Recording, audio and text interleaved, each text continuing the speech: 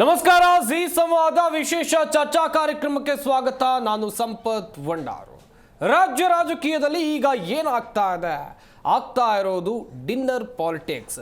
ಬಣ ಬಡಿದಾಟ ಜೋರಾಗಿ ನಡೀತಾ ಇದೆ. ಅದು ಆಡಳಿತ ಮಾಡ್ತಾ ಇರುವಂತ ಕಾಂಗ್ರೆಸ್ ಪಕ್ಷದಲ್ಲೂ ಕೂಡ ಒಂದ್ ಕಡೆಯಲ್ಲಿ ಬಣ ಬಡಿದಾಟ ಇದ್ರೆ, ಇತ್ತ ವಿರೋಧ ಪಕ್ಷ ಬಿಜೆಪಿಯಲ್ಲೂ ಕೂಡ ಬಣ ಬಡಿದಾಟ ದೊಡ್ಡ ಮಟ್ಟಿಗೆ ಸದ್ದು ಮಾಡ್ತಾ ಇದೆ. ಕಾಂಗ್ರೆಸ್ನವರು ಡಿನ್ನರ್ ಪಾಲಿಟಿಕ್ಸ್ ಮಾಡ್ತಾ ಇದ್ದಾರೆ. ಮೊನ್ನೆ ತಾನೇ ಸಚಿವರಾಗಿರುವಂತಹ ಸತೀಶ್ ಜಾರಕಿಹೊಳಿ ಅವರು ತಮ್ಮ ನಿವಾಸದಲ್ಲಿ DCM DK ಶಿವಕುಮಾರ್ ಅವರು ವಿದೇಶಿ ಪ್ರವಾಸಕ್ಕೆ ಹೋದಂಥ ಸಂದರ್ಭದಲ್ಲೇ ಡಿನ್ನರ್ ಕರೆದಿದ್ರು ನಾಯಕರ.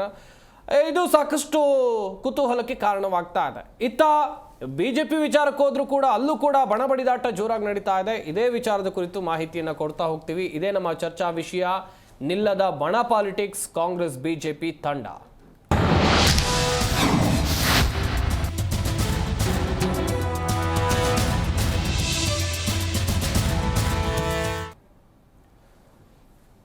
ರಾಜ್ಯ ರಾಜಕೀಯದಲ್ಲಿ ಬಣ ಪಾಲಿಟಿಕ್ಸ್ ಮುಗಿಯುವ ಲಕ್ಷಣಗಳು ಕಾಣ್ತಾ ಇಲ್ಲ. ಒಂದು ಕಡೆಯಲ್ಲಿ ಸಿದ್ದರಾಮಯ್ಯ ಆಪ್ತರು, ಇನ್ನೊಂದು ಕಡೆಯಲ್ಲಿ DCM DK ಶಿವಕುಮಾರ್ ಅವರ ಆಪ್ತರು. ಹಾಗೆಯೇ ಮೂರನೇದಾಗಿ ನೋಡ್ತಾ ಹೋಗೋದಾದ್ರೆ ಇಲ್ಲೊಂದು ತಟಸ್ಥರ ಬಣ ಕೂಡ ಇದೆ. ಸಚಿವರಾಗಿರುವಂತಹ ಡಾಕ್ಟರ್ G ಪರಮೇಶ್ವರ್, ಸತೀಶ್ ಜಾರಕಿಹೊಳಿ ಅವರು ಪ್ರತ್ಯೇಕವಾಗಿ ಸತೀಶ್ ಜಾರಕಿಹೊಳಿ ಅವರ ಡಿನ್ನರ್ ಔತಣಕೂಟ ಮುಗಿದು ಹೋಗಿದೆ. ಅವರು ಕರೆದಿರುವಂಥ ಔತಣಕೂಟ ಮುಗಿದು ಹೋಗಿದೆ. ಅದಾದ ಬಳಿಕ ಗೃಹ ಸಚಿವರಾಗಿರುವಂತಹ ಡಾಕ್ಟರ್ G ಪರಮೇಶ್ವರ್ ಅವರು ಮತ್ತೊಂದು ಔತಣಕೂಟವನ್ನು ಕರೀತಾರೆ ದಲಿತ ನಾಯಕರಿಗಾಗಿ. ಅದು ಪೋಸ್ಟ್ಪೋನ್ ಆಗಿದೆ, ಮುಂದಿನ ಹಂತದಲ್ಲಿ ಮಾಡ್ತೀವಿ ಅಂತ ಅವರು ಹೇಳ್ತಾ ಇದ್ದಾರೆ. ಇತ್ತ ಬಿಜೆಪಿ ವಿಚಾರಕ್ಕೆ ಬರೋದಾದ್ರೆ ಬರೀ ಕಾಂಗ್ರೆಸ್ ನಾಯಕರು ಮಾತ್ರ ಅಲ್ಲ, ಬಿಜೆಪಿಯಲ್ಲೂ ಕೂಡ ಬಣ ಬಡಿದಾಟ ಇದೆ. ಬಿಜೆಪಿಯಲ್ಲೂ ಈ ಬಣ ಬಡಿದಾಟ ನಿಲ್ಲುವ ಲಕ್ಷಣಗಳು ಕಾಣ್ತಾ ಇಲ್ಲ. ವಿಜೇಂದ್ರ ತಂಡದ ವಿರುದ್ಧ ಯತ್ನಾಳ್ ತಂಡದವರು ಗುಟ್ಟೂರು ಹಾಕ್ತಾ ಇದ್ದಾರೆ. ವಿಜೇಂದ್ರ ರಾಜ್ಯಾಧ್ಯಕ್ಷ ಸ್ಥಾನದಿಂದ ಕೆಳಗಿಳಿಯಲೇಬೇಕು ಎನ್ನುವಂತ ಹಠ. ಇದರ ನಡುವೆ ಬಿಜೆಪಿಯಲ್ಲಿ ಮತ್ತೊಂದು ಬಣ ಇದೆ, ತಟಸ್ಥರ ಬಣ. 3 ಬಣ ಆಗಿದೆ ಬಿಜೆಪಿಯಲ್ಲೂ ಕೂಡ. ರೇಣುಕಾಚಾರ್ಯ ಬದಲು ನೇರ ಅಖಾಡಕ್ಕೆ ವಿಜೇಂದ್ರ ಇಳಿದಿದ್ದಾರೆ. ಬಸವರಾಜ ಬೊಮ್ಮಾಯಿ ನೇತೃತ್ವದಲ್ಲಿ ತಟಸ್ಥರ ಬಣ ಮೀಟಿಂಗ್ ಮಾಡಿದೆ. ಈ ಮೀಟಿಂಗ್ನಲ್ಲಿ ಒಂದಷ್ಟು ವಿಚಾರಗಳ ಕುರಿತು ಚರ್ಚೆ ಆಗಿದೆ ಎನ್ನುವಂಥದ್ದು ಗೊತ್ತಾಗ್ತಾ ಇದೆ. ಇವರೇ ಬಣ ಬಡಿದಾಟ ಮಾಡ್ಕೊಳ್ತಾ ಇದ್ರೆ ರಾಜ್ಯದ ಜನರ ಕಥೆ ಏನು? ಪ್ರಶ್ನೆಗಳು ಇರುವಂಥದ್ದು.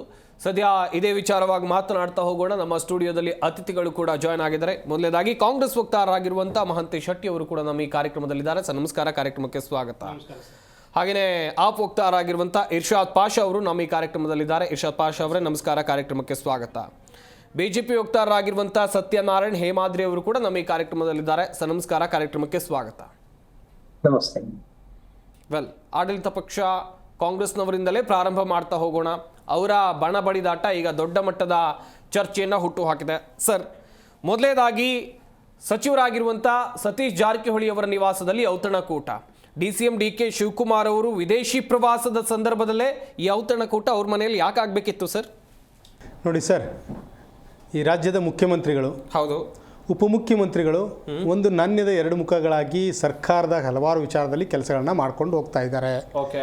ಒಂದು ನಾಣ್ಯಕ್ಕೆ ಮುಖ್ಯಮಂತ್ರಿಗಳು ಎಷ್ಟು ಮುಖ್ಯನೋ ಹಾಗೆ ಉಪಮುಖ್ಯಮಂತ್ರಿಗಳು ಆ ನಾಣ್ಯದ ಮುಖವಾಗಿ ಮಾಡ್ತಾ ಇದ್ದಾರೆ.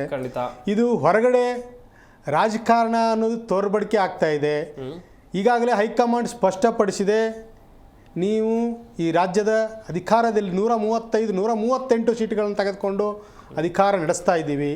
ಇದರಲ್ಲಿ ಯಾವುದೇ ಸಂದೇಶಗಳನ್ನು ಬರದ ಹಾಗೆ ಈ ರಾಜ್ಯದ ಜನತೆಯ ಯೋಗಕ್ಷೇಮವನ್ನು ಅಭಿವೃದ್ಧಿ ಕಡೆಗೆ ಗಮನ ಕೊಡೋ ನಿಟ್ಟಿನಲ್ಲಿ ಕೆಲಸ ಮಾಡ್ತಾ ಇದ್ದಾರೆ. ಆದರೆ ಊಟಕ್ಕೆ ಕೂಡೋದ್ರಲ್ಲಿ ಯಾವುದೇ ತೊಂದರೆ ಇಲ್ಲ, ಅಥವಾ ಅವರವರು ಏನು ಸಮಾಜಗಳ ವಿಚಾರದಲ್ಲಿ ಅಥವಾ ನಾಯಕರುಗಳ ವಿಚಾರದಲ್ಲಿ ಸಿಗದೇ ಇರುವಾಗ ಒಂದು ಕಡೆ ಸೇರಿ ಊಟ ಮಾಡೋದ್ರಲ್ಲಿ ಯಾವುದೇ ತೊಂದರೆ ಇಲ್ಲ ಅಂತೇಳಿ ಈಗಾಗಲೇ ನಮ್ಮ ಮುಖ್ಯಮಂತ್ರಿಗಳು ಸ್ಪಷ್ಟಪಡಿಸಿದ್ದಾರೆ.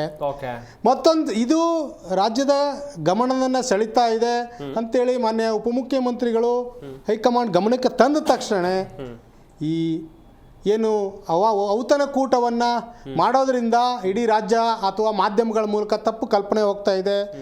ಯಾರೂ ಅದರಲ್ಲಿ ಈ ವ್ಯವಸ್ಥೆಯನ್ನು ನೋಡುವಂಥ ವ್ಯವಸ್ಥೆ ಆಗಬಾರ್ದು ಅನ್ನೋದನ್ನು ಈಗಾಗಲೇ ಹೈಕಮಾಂಡ್ ಸ್ಪಷ್ಟಪಡಿಸಿದ್ರಿಂದ, ಈ ರಾಜ್ಯದ ಮುಖ್ಯಮಂತ್ರಿಗಳು ಸ್ಪಷ್ಟಪಡಿಸಿರೋದ್ರಿಂದ ಉಪಮುಖ್ಯಮಂತ್ರಿಗಳ ಜೊತೆ ಹೊಂದಾಣಿಕೆ ಮಾಡಿಕೊಂಡು ರಾಜ್ಯದ ಅಭಿವೃದ್ಧಿಗೋಸ್ಕರ ಕೆಲಸ ಮಾಡೋ ನಿಟ್ಟಿನಲ್ಲಿ ಮಾಡ್ತಾ ಇದ್ದೇವೆ. ಆದರೆ ಇದು ರಾಜ್ಯದ ಜನತೆಗೆ ಮಾಧ್ಯಮಗಳ ಮೂಲಕ ತೋರ್ಪಡಿಕೆ ಆಗದೆ ಹೊರತು ಅವರಲ್ಲಿ ಯಾವ ಭಿನ್ನಾಭಿಪ್ರಾಯ ಇಲ್ಲ, ಹೊಂದಾಣಿಕೆ ನಡೆದುಕೊಂಡು ಹೋಗ್ತಾ ಇದೆ. ರಾಜ್ಯ ಸರ್ಕಾರ 5 ವರ್ಷಗಳ ಕಾಲ ಸುಭದ್ರವಾಗಿದೆ. ಈ ರಾಜ್ಯವನ್ನ ಮುಖ್ಯಮಂತ್ರಿಗಳು ಮತ್ತು ಉಪಮುಖ್ಯಮಂತ್ರಿಗಳ ನೇತೃತ್ವದಲ್ಲಿ ಅಭಿವೃದ್ಧಿ ಕೆಲಸ ಮಾಡುವ ನಿಟ್ಟಿನಲ್ಲಿ ನಮ್ಮ ಪ್ರಾಮಾಣಿಕವಾದ ಪ್ರಯತ್ನವನ್ನ ನಮ್ಮ ಸರ್ಕಾರ ಮಾಡ್ತಾ ಇದೆ ಅನ್ನೋದನ್ನು ಸರ್, ಔತಣಕೂಟ ಮಾಡಿ, ಡಿನ್ನರ್ ಮಾಡಿ, ಪಾರ್ಟಿ ಮಾಡಿ, ನಾವು ಯಾರೂ ಕೂಡ ಬೇಡ ಅಂದಿಲ್ಲ ಸರ್. ಮಾಧ್ಯಮದವರು ಅಲ್ಲಿ ಏನಾಗಿದೆ ಅದನ್ನೇ ತೋರಿಸಿದ್ದು. ನಾವು ಕೇಳ್ತಾ ಇರೋದು very simple sir. DCM DK Shivakumar ಅವರು ಇಲ್ಲದ ಸಂದರ್ಭದಲ್ಲಿ ಯಾಕೆ ಮಾಡಬೇಕಿತ್ತು? ಇದು ಮೊದಲೇ ಬಾರಿ ಅಲ್ಲ ಸರ್. ಸತೀಶ್ ಜಾರಕಿಹೊಳಿ ಅವರು ಮೀಟಿಂಗ್ ಮಾಡ್ತಾ ಇರೋದು, ಗೃಹ ಸಚಿವರಾಗಿರುವಂಥ ಡಾಕ್ಟರ್ G ಪರಮೇಶ್ವರ್ ಅವರು ಮಾಡ್ತಾ ಇರೋದು, ಹೆಚ್ಚುವರಿ DCM ವಿಚಾರವಾಗ್ಲೂ ಕೂಡ ರಾಜ್ಯದಲ್ಲಿ ಹಿಂದೆ ಮೀಟಿಂಗ್ ಆಗಿತ್ತು. ಒಪ್ಕೊಳ್ತೀರಾ ಈ ವಿಚಾರವನ್ನ? ನೋಡಿ ಸರ್, ನಮ್ಮ ನಾಯಕರುಗಳು ಯಾರ ಮೇಲೂ ಯಾರು ಎತ್ತು ಕಟ್ಟಿಲ್ಲ.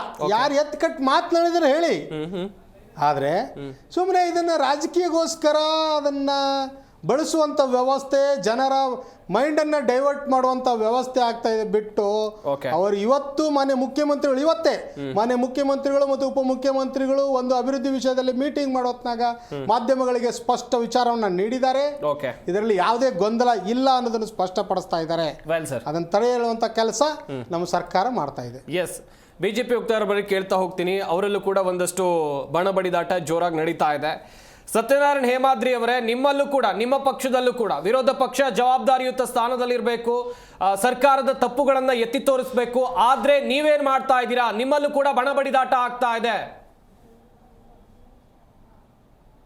ನೋಡಿ, ನಾನು ಈ ಸಂದರ್ಭದಲ್ಲಿ ಏನ್ ಹೇಳ ಬಯಸ್ತಾ ಇದ್ದೀನಿ ಅಂತಂದ್ರೆ, ನನ್ನ ಆಡಿಬಲ್ ಇದೆ ಅಲ್ಲ? ಕೇಳ್ತಿದೆ, ಮಾತಾಡಿ. ಈಗ ನಾನು ಈ ರಾಜ್ಯದಲ್ಲಿ ನಡೆದಿರೋ ಒಂದು ಈ ಡಿನ್ನರ್ ಪಾಲಿಟಿಕ್ಸ್ ವಿಚಾರವಾಗಿ ನನ್ನ ಅಭಿಪ್ರಾಯ ಹೇಳ ಬಯಸ್ತಾ ಇದ್ದೀನಿ. ಈಗ ಏನು ನಮ್ಗೆ ಗೊತ್ತಿದೆ, ರೋಮ್ ನಗರ ಹೊತ್ತಿ ಉರಿಯುತ್ತಿರುವಾಗ ದೊರೆ ನೀರು ಪಿಟೀಲು ಬಾರಿಸ್ತಾ ಇದ್ದಂತೆ. ಹಾಗೆ ಕರ್ನಾಟಕದಲ್ಲಿ ಇವತ್ತು ಬಾಣಂತಿಯರ ಸಾವು, ರೈತರ ಆತ್ಮಹತ್ಯೆ, ಗುತ್ತಿಗೆದಾರರ ಆತ್ಮಹತ್ಯೆ, ಅಧಿಕಾರಿಗಳ ಆತ್ಮಹತ್ಯೆ, ಭಾಗ್ಯಗಳನ್ನು ಇವರೆಲ್ಲ ಕೊಟ್ಟು ಇವರು ನಾವೇನೂ ಮಾಡಿಲ್ಲ ಬಣರ ಅಂತ ಹೇಳ್ತಾರಲ್ಲ. ಇವತ್ತು ರಾಜಣ್ಣ ಅವ್ರು ಏನ್ ಹೇಳ್ತಾ ಇದಾರ ನೋಡಿದ್ರ? ಏನ್ ಅವ್ರ ಮನೆ ಆಸ್ತಿ ಕಿತ್ಕೊಂಡಿದೀವ ನಾವು ಅಂತಂತ ಹೇಳ್ತಾರೆ. ಯಾವ ಮಟ್ಟಕ್ಕೆ ಇವ್ರು ಬಂದ್ ನಿಂತ್ಕೊಂಡಿದ್ದಾರೆ ನೋಡಿ. ಮತ್ತು ಏನು ರೈತರ ಆತ್ಮಹತ್ಯೆ ವಿಚಾರದಾಗ ಏನು ಶಿವಾನಂದ ಪಾಟೀಲ್ ಹೇಳ್ತಾರ, ದುಡ್ಡಿಗಾಗಿ ರೈತರು ಆತ್ಮಹತ್ಯೆ ಮಾಡ್ಕೊಂಡ್ರ ಅಂತ ಹೇಳ್ತಾ ಇದಾರ. ಇಂಥ ಸಂದರ್ಭದಲ್ಲಿ ಸತೀಶ್ ಜಾರಕಿಹೊಳಿ ಅವರ ಮನೆಯಲ್ಲಿ ಆದಂತ ಹೊಸ ವರ್ಷದ ಔತಣಕೂಟದಾಗ ಔತಣಕೂಟದ ನಂತರ ಯಾವ್ಯಾವ ಸಚಿವರು ಯಾವ ರೀತಿ ಮಾತನಾಡಿದ್ರು ಅನ್ನೋದು ಈ ರಾಜ್ಯದ ಜನತೆ ನೋಡಿದಾರಲ್ವಾ ಸರ್. ಆಮೇಲೆ ಅವತ್ತಂತರು ಸನ್ಮಾನ್ಯ ರಾಜಣ್ಣನವ್ರು ಮಾತನಾಡಿದ್ ನಾನು ಹೇಳ ಬಯಸಿಲ್ಲ, ಒಂದು ಹೆಜ್ಜೆ ಮುಂದೆ ಹೋಗಿ ಮಾತನಾಡಿದ್ರು ಅವತ್ತು.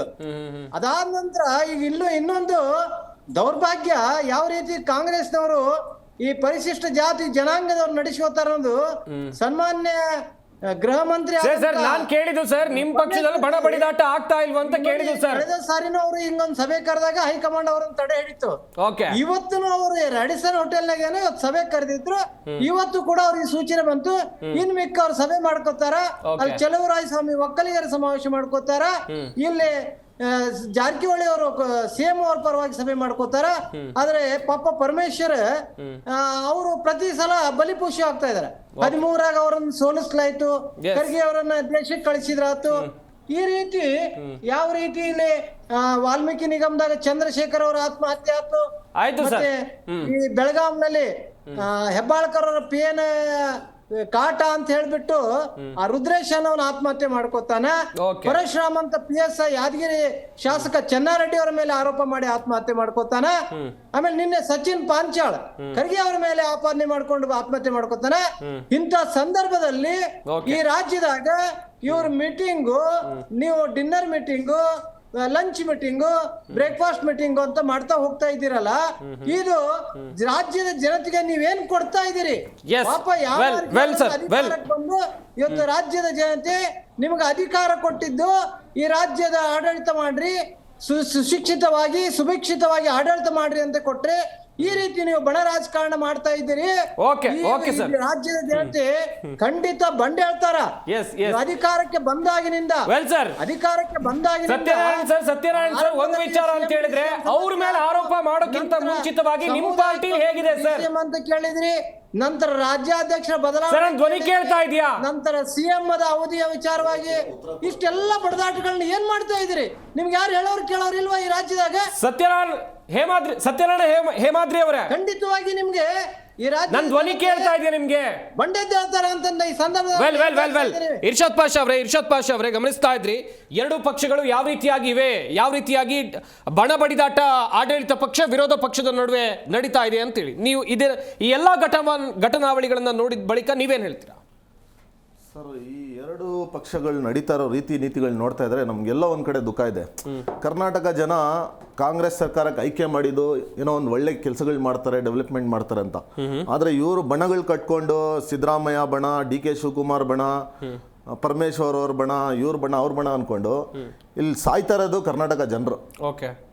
ವಿಪಕ್ಷದಲ್ಲಿ ಇರೋ BJP ಏನ್ ಮಾಡ್ತಾ ಇದೆ, ಅವರು ಬಣ್ಣಗಳು ಕಟ್ಕೊಂಡು ಸರಿ ಕಾಂಗ್ರೆಸ್ ಸರ್ಕಾರ ಅಂತೂ ಕೆಲಸ ಮಾಡ್ತಾ ಇಲ್ಲ, ಇವ್ರು ಅಪೋಸಿಷನ್ ಅಲ್ಲಿ ಇರೋರು ಏನ್ ಮಾಡ್ಬೇಕು, ಇವ್ರಿಗೆ ಬುದ್ಧಿ ಕಳಿಸ್ಬೇಕು.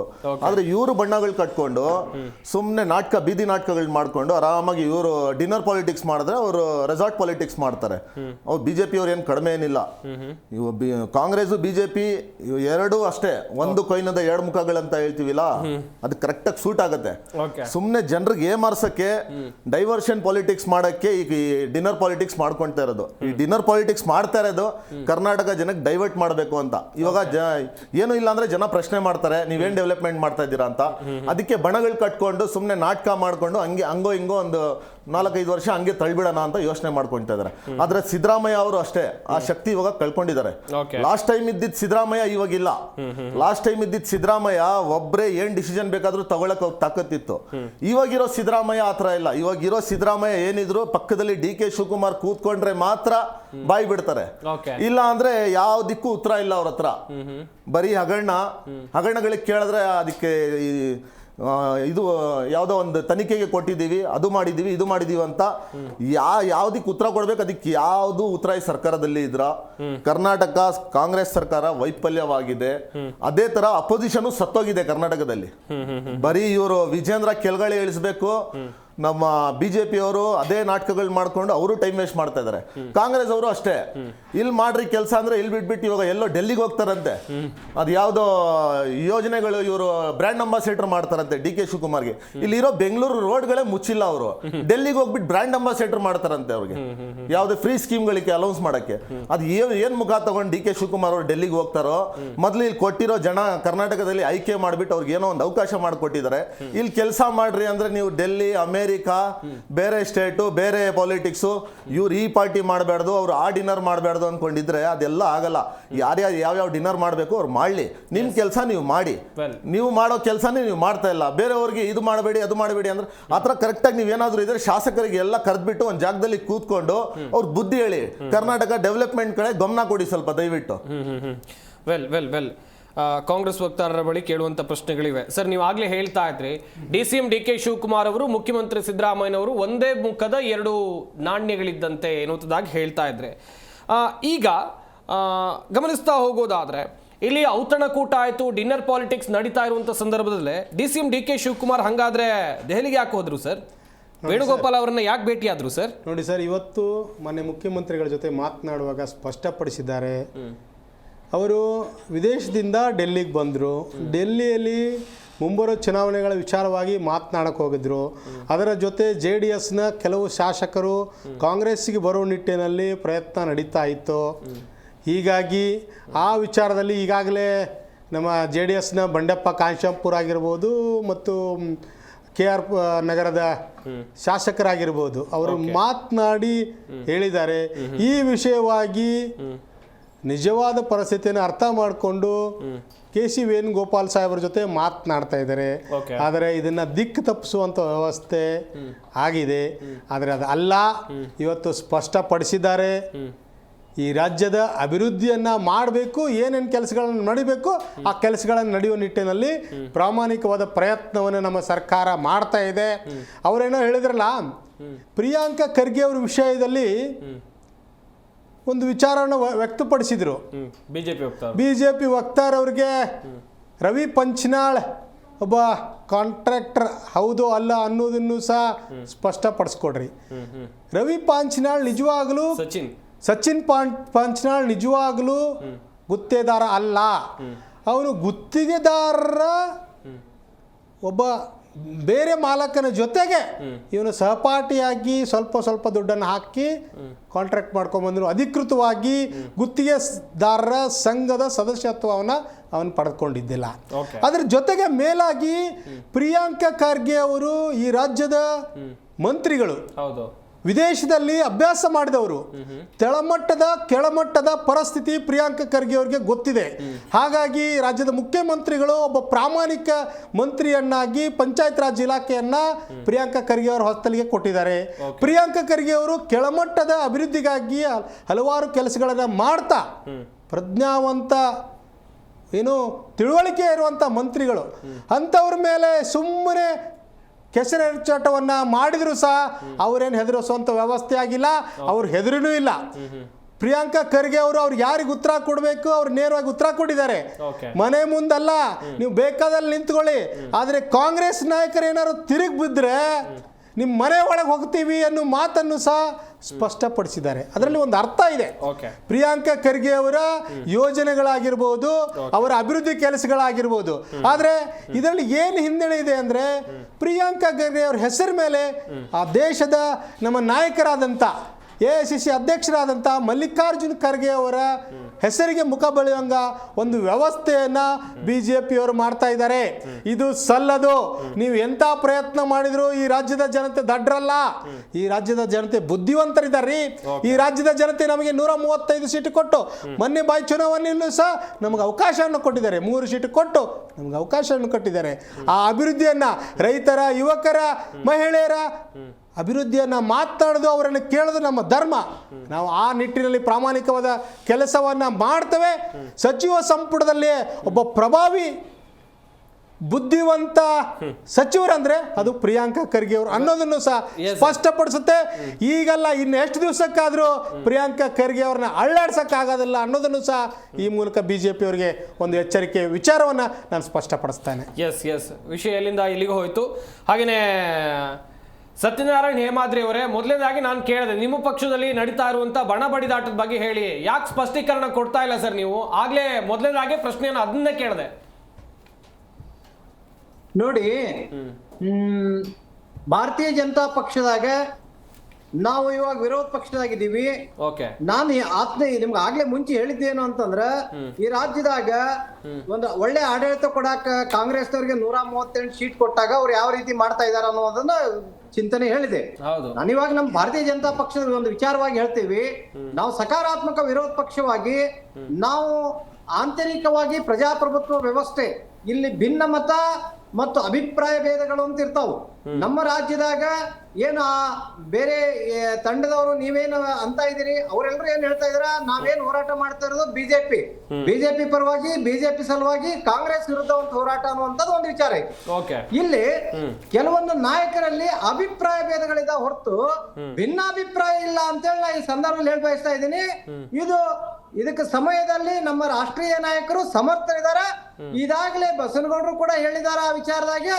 ಎಲ್ಲಾ ತಂಡ, ಆಮೇಲೆ ನಮ್ದು ಡಬಲ್ ಹೋರಾಟ ಆಗಿದೆ. ಈ ದುಷ್ಟ ಆಡಳಿತ ಕಾಂಗ್ರೆಸ್ ಪಕ್ಷದ ವಿರುದ್ಧ ನಮ್ಮ ನಾಯಕರು ಬೀದಿಗಿಳಿದು 2 ಹೋರಾಟಗಳಾಗ್ತಾ ಇದಾವು.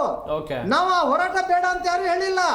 ಪಕ್ಷದ ಪರವಾಗಿ ಹೋರಾಟ ಮಾಡಿದಾರಲ್ವ ಅವರು, ಪಕ್ಷದ ವಿರುದ್ಧವಾಗಿ ಹೋರಾಟ ಮಾಡಿಲ್ವಲ್ಲ.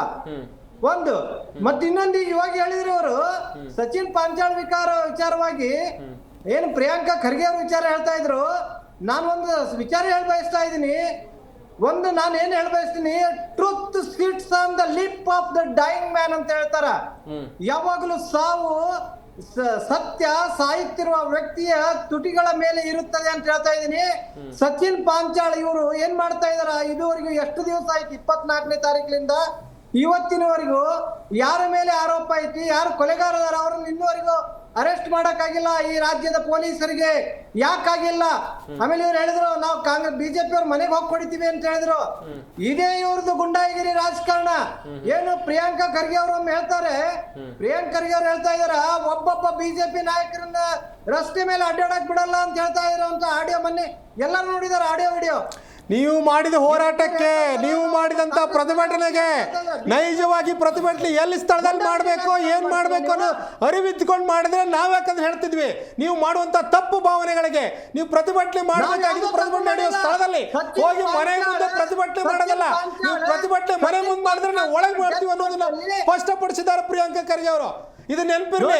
ನೀವು ಮನೆ ಮುಂದೆ ಮಾಡಿದ್ರೆ ನಾವು ಪ್ರತಿಯೊಬ್ಬ ನಾಯಕರ ಮನೆ ಒಳಗೆ ಮಾಡ್ತೀವಿ ಅನ್ನೋ ವಿಚಾರವನ್ನ ಸ್ಪಷ್ಟಪಡಿಸಿದ್ವಿ ಹೊರತು ಬೇರೆ ಇಲ್ಲ. ನೀವು ಎಲ್ಲಿ ಪ್ರತಿಭಟನೆ ಮಾಡಬೇಕು, ಪ್ರತಿಭಟನೆ ಮಾಡಕ್ಕೆ ಒಂದು ಜಾಗ ಇದೆ, ಅಲ್ಲಿ ಮಾಡಿ. ಯಾಕೆ ಅವ್ರ ಮನೆ ಮುಂದೆ ಹೋಗಿ ಮಾಡ್ಬಾರ್ದು ಅಂತ ಹೇಳಿ ಏನ್ ಕಾನೂನು ಇದೆನಾ? ಹೋಗ್ಬಾರ್ದಂತ ಮಾಡೋದಕ್ಕೂ ಒಂದು ಹಕ್ಕಿದೆ ರೀ, ಮಾಡ್ರಿ. ಅಲ್ಲಿ ಮಾಡ್ಬೇಕಾದ್ರೆ ಏನ್ ಮಾಡ್ಬೇಕು ಅದನ್ನ ಗೊತ್ತಿರ್ಬೇಕು. ಗುಲ್ಬರ್ಗ ಅಂತ ಹೇಳಿ ರಿಪಬ್ಲಿಕ್ ಗುಲ್ಬರ್ಗ ಮಾಡಕ್ ಹೊರಟಿದಾರಲ್ಲ, ರಿಪಬ್ಲಿಕ್ ಗುಲ್ಬರ್ಗ ಮಾಡಕ್ ಹೊರಟಿದಾರಲ್ಲ, ಇಲ್ಲಿ ರಿಪಬ್ಲಿಕ್ ಬೆಳಗಾವ್ ಮಾಡಕ್ ಹೊರಟಿದಾರ, ರಿಪಬ್ಲಿಕ್ ರಾಮನಗರ್ ಮಾಡಕ್ ಹೊರಟಿದಾರ.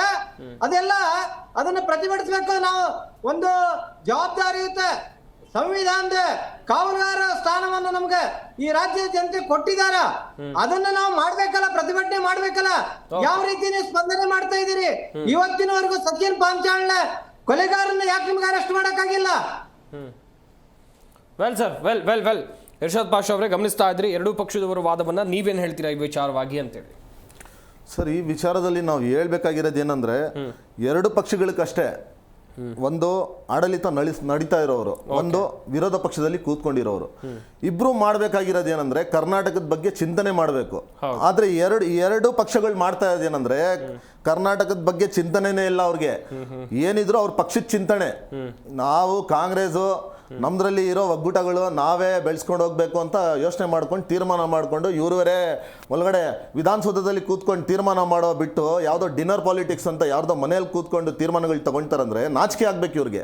ವಿಧಾನಸೌಧ ಮತ್ತೆ ಏನಕ್ಕೆ ಇರೋದು? ಟೈಮ್ ಪಾಸ್ ಮಾಡಕ್ಕ, ಬಂದಿಯಲ್ಲಿ ಕಳ್ಳೆಕಾಯಿ ಅದು ಸಿಗೋದೆಲ್ಲ ತಿನ್ಕೊಂಡು ಮನೆಗೆ ಹೋಗಕ್ಕ? ವಿಧಾನಸೌಧದಲ್ಲಿ ಕೂತ್ಕೊಂಡು ಚರ್ಚೆ ಮಾಡಿ ಕರ್ನಾಟಕಕ್ಕೆ ಏನೇನು ಡೆವಲಪ್ ಮಾಡ್ಬೇಕು ಅದ್ರ ಬಗ್ಗೆ ಏನಾದ್ರು ನಿಮ್ಮ ಮೈಂಡಲ್ಲಿ ಡೆವಲಪ್ಮೆಂಟ್ ಏನಾದ್ರು ಒಂದು ಪ್ಲಾನ್ ಇದ್ರೆ ಜನರಿಗೆ ಹೇಳಿ, ಕರ್ನಾಟಕ ಜನಕ್ಕೆ ಈ ತರ ಪ್ಲಾನ್ ಇದೆ, ಈ ಬರೋ ವರ್ಷದಲ್ಲಿ ಈ ತರ ನಾವು ಮಾಡ್ತೀವಿ ಅಂತ. ಅದಂತೂ ಎಲ್ಲೂ ಕೇಳಿಸ್ತಾ ಇಲ್ಲ. ಬರೀ ಬೆಳಿಗ್ಗೆ ಎದ್ದೋಳಿದ್ರೆ ಸಿದ್ದರಾಮಯ್ಯ ಬಳಗ, ಡಿ ಕೆ ಶಿವಕುಮಾರ್ ಬಳಗ, ಅವ್ರು ಬಿಜೆಪಿ ಅವರು ಅಷ್ಟೇ, ಬಸವರಾಜ್ ಯತ್ನಾಳು, ನಮ್ಮ BY ವಿಜೇಂದ್ರ, ಈ 4 ಹೆಸರುಗಳು ಕೇಳಿ ಕೇಳಿ ಕರ್ನಾಟಕ ಜನ ಸಾಕಾಗಿದ್ದಾರೆ. ಇವಾಗ ಎಲ್ಲರ ಮನೆಯಲ್ಲಿ 4 ಹೆಸರು ಬೇಕಲ್ಲಿ ಬರ್ದು ಇಟ್ಕೊಂಡಿದ್ದಾರೆ. ಇರೋದೇ ಕರ್ನಾಟಕದಲ್ಲಿ 4 ರಾಜಕಾರಣಿಗಳು, ಬೇರೆ ಯಾರು ಇಲ್ಲ ಅಂತ. ದಯವಿಟ್ಟು ಈ ತರ ರಾಜಕಾರಣ ಬಿಟ್ಟು ಒಳ್ಳೆ ಕೆಲಸ ಮಾಡಿ ಸರ್. ಇವಾಗ ಆಡಳಿತ ನೀವು ಹೆಂಗೋ ಜನ ನಿಮ್ಗೆ ಆಯ್ಕೆ ಮಾಡಿರೋದು ಏನಕ್ಕೆ ಗೊತ್ತಾ? ಒಳ್ಳೆ ಕೆಲಸ ಮಾಡಕ್ಕೆ. 136 ನೀವೇ ಹೇಳಿದ್ರಿ, 136 ಜನ ನಮ್ಗೆ ಆಯ್ಕೆ ಮಾಡಿ ಕಳ್ಸಿದಾರ ಅಂತ. ಏನಕ್ಕೆ ಕಳ್ಸಿರೋದು? ಕೆಲಸ ಮಾಡಕ್ಕೆ. ನೀವು ಮಾಡ್ತಾ ಇರೋದೇನು? 5 ಗ್ಯಾರಂಟಿ ಅಂತ ಹೇಳ್ಬಿಟ್ಟು 5 ವರ್ಷ ಹಂಗೆ ತಳ್ಬಿಡೋಣ ಅಂತ ಯೋಚನೆ ಮಾಡ್ಕೊಂಡಿದ್ದೀರಾ.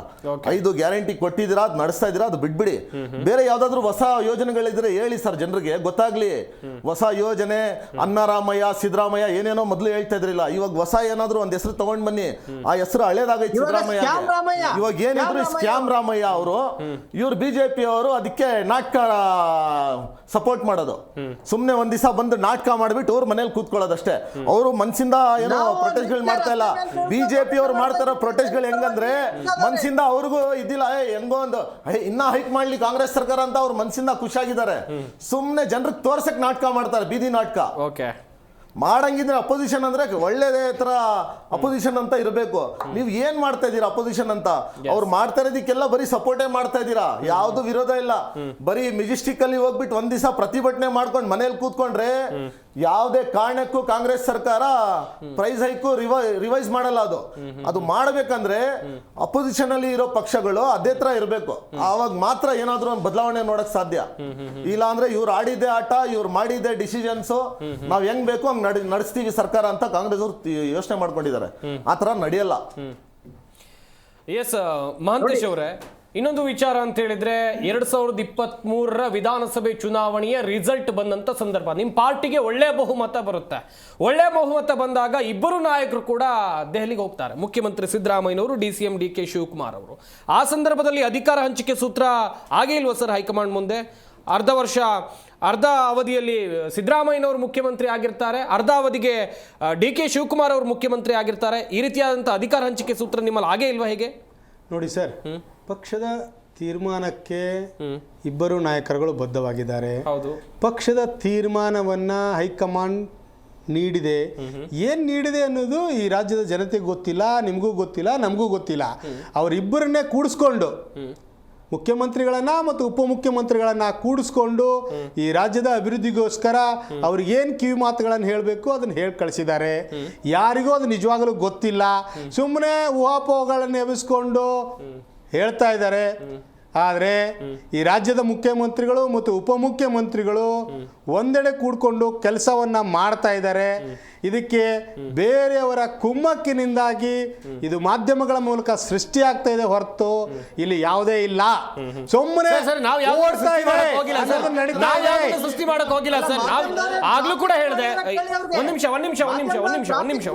ದಯವಿಟ್ಟು ಒಂದ್ ನಿಮಿಷ ಹೇಮಾದ್ರಿ ಅವರೇ, ದಯವಿಟ್ಟು ಸರ್, ನಾವು ಯಾವುದನ್ನು ಸೃಷ್ಟಿ ಮಾಡಕ್ ಹೋಗಿಲ್ಲ. ಸತೀಶ್ ಜಾರಕಿಹೊಳಿ ಅವರ ನಿವಾಸದಲ್ಲಿ ಸಭೆ ಯಾಕೆ ಆಗ್ಬೇಕಿತ್ತು ಅವತ್ತು? DCM DK ನೀವು ಪಾರ್ಟಿ ಮಾಡಿ ಸರ್, ಡಿನ್ನರ್ ಮಾಡಿ, ಪಾರ್ಟಿ ಮಾಡಿ, ಏನ್ ಬೇಕಾದ್ರೂ ಮಾಡಿ, ಪರವಾಗಿಲ್ಲ. ಅದು ನಿಮ್ಮ ಪಾರ್ಟಿ ಅಥವಾ ನಿಮ್ಮ ವೈಯಕ್ತಿಕ ವಿಚಾರಗಳು. ಆದ್ರೆ DCM DK ಶಿವಕುಮಾರ್ ಅವರು ಇಲ್ಲದಿದ್ದಂತ ಸಂದರ್ಭದಲ್ಲೇ ಯಾಕೆ ಮಾಡ್ಬೇಕಿತ್ತು ಅಂತ ಹೇಳೋದು ನನ್ನ ಪ್ರಶ್ನೆ. ನೋಡಿ, ಹೊಸ ವರ್ಷ ಆಚರಣೆ ಸಲುವಾಗಿ ಕೂಡಿರ್ಬೋದು, ಓಕೆ, ಅದಕ್ಕೆ ಸಂಬಂಧ ಇಲ್ಲ.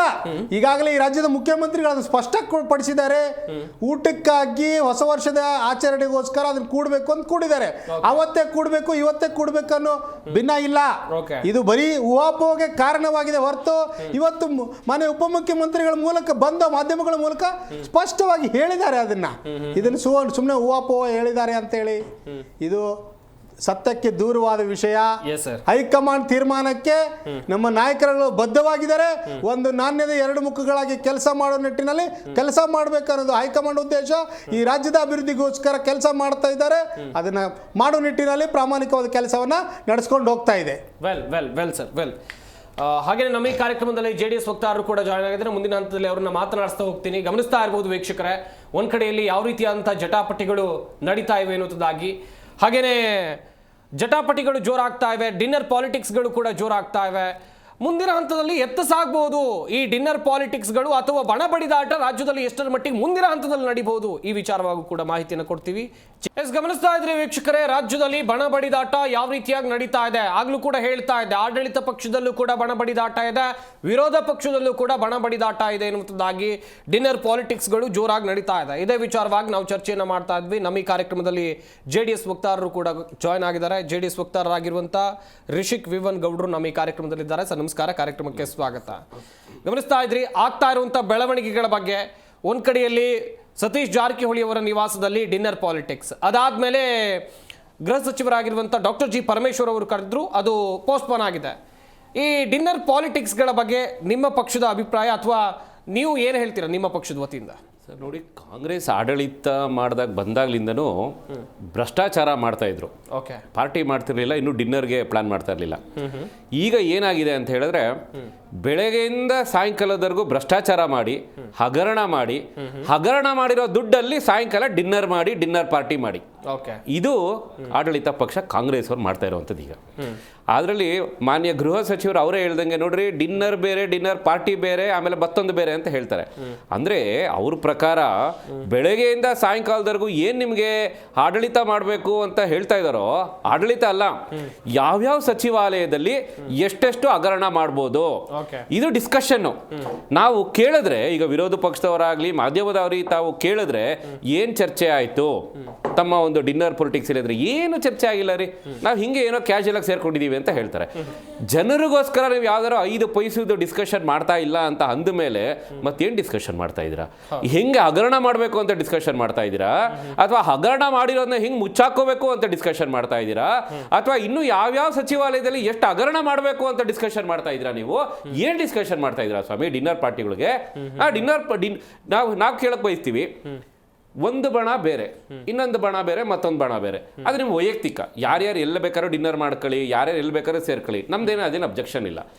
ಆದರೆ ಇಲ್ಲಿ ನೀವು ಡಿಸ್ಕಷನ್ ಮಾಡ್ತಾ ಇರುವಂತ ವಿಚಾರ ಏನು? ಯಾರು CM, ಯಾರು DCM, ಯಾರು ಅಧ್ಯಕ್ಷರು, ಯಾರು 2028ಕ್ಕೆ CM, ಕೊಟ್ಟಿರೋ ಕುದುರೆನೆ ಏರಕ್ ಆಗ್ತಾ ಇಲ್ಲ, ಓಡ್ಸಕ್ ಆಗ್ತಾ ಇಲ್ಲ ಇವ್ರ ಕೈಲಿ, ಈಗ ಕೊಟ್ಟಿರುವಂತ ಅಧಿಕಾರನೇ. ಇನ್ನು ಇವ್ರು ಅವೆಲ್ಲ 2028ಕ್ಕೆ ಯೋಚನೆ ಮಾಡ್ತಾವ್ರೆ. ಈಗ ಕೊಟ್ಟಿರೋ CM ನೆಟ್ಟಿಗೆ ಆಡಳಿತ ಮಾಡಕ್ ಆಗ್ತಾ ಇಲ್ಲ. ಈಗಿರುವಂತ DCM ನಾನು ಒಬ್ಬನೇ DCM ಅಂತ ಹೇಳ್ತಾರೆ. ಆಮೇಲೆ ನಮ್ಮ ಸ್ನೇಹಿತರು ಹೇಳ್ತಾ ಇದ್ರು, ಅವ್ರು ಏನೋ ಮಾತಾಡ್ಕೊಂಡ್ ಬಂದ್ಬಿಟ್ಟಿದ್ದಾರೆ ಡೆಲ್ಲಿಲಿ, ನಮಗ್ ಗೊತ್ತಿಲ್ಲ, ಅದು ಅವ್ರವ್ರೇ ಏನೋ ಮಾತಾಡ್ಕೊಂಡ್ಬಿಟ್ಟಿದ್ದಾರೆ ಅಂತ. ಅಲ್ಲ ರೀ, ನಾವು ನಿಮ್ಗೆ ಅಧಿಕಾರ ಕೊಟ್ಟಿರೋದು ಅಂದ್ರೆ ಕರ್ನಾಟಕ ರಾಜ್ಯದ ಜನ ಪಾಪ ಮಕ್ಮಲ್ ಟೋಪಿ ಹಾಕ್ಸ್ಕೊಂಡ್ಬಿಟ್ರು, ಗ್ಯಾರಂಟಿ ಅಂತ ತೋರ್ಸ್ಕೊಂಡ್ಬಿಟ್ಟಿದ್ರು. ಅವ್ರ ಅಧಿಕಾರ ಕೊಟ್ಟಿರೋದು ಒಂದು ಪಕ್ಷಕ್ಕೆ. Okay. ನೀವು ಯಾರನ್ನ CM ಮಾಡ್ರಿ, ಯಾರನ್ನ DCM ಮಾಡ್ರಿ, ನಮ್ಗೆ ಏನಾಗಬೇಕಾಗಿದೆ? ಒಂದು ಸಚಿವಾಲಯ ಅಂತ ತಗೊಂಡಾಗ ಒಂದು ಅಭಿವೃದ್ಧಿ ಮಾಡಿ.